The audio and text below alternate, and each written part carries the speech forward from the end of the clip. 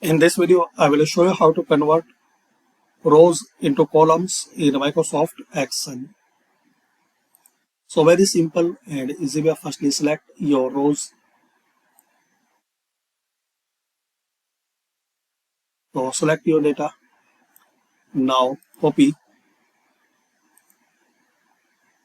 and click anywhere in your document like here. Now right click on it and select Transpose. Now here guys, you have to adjust the size. So double click on it, select these columns and change the size. Now click anywhere like this.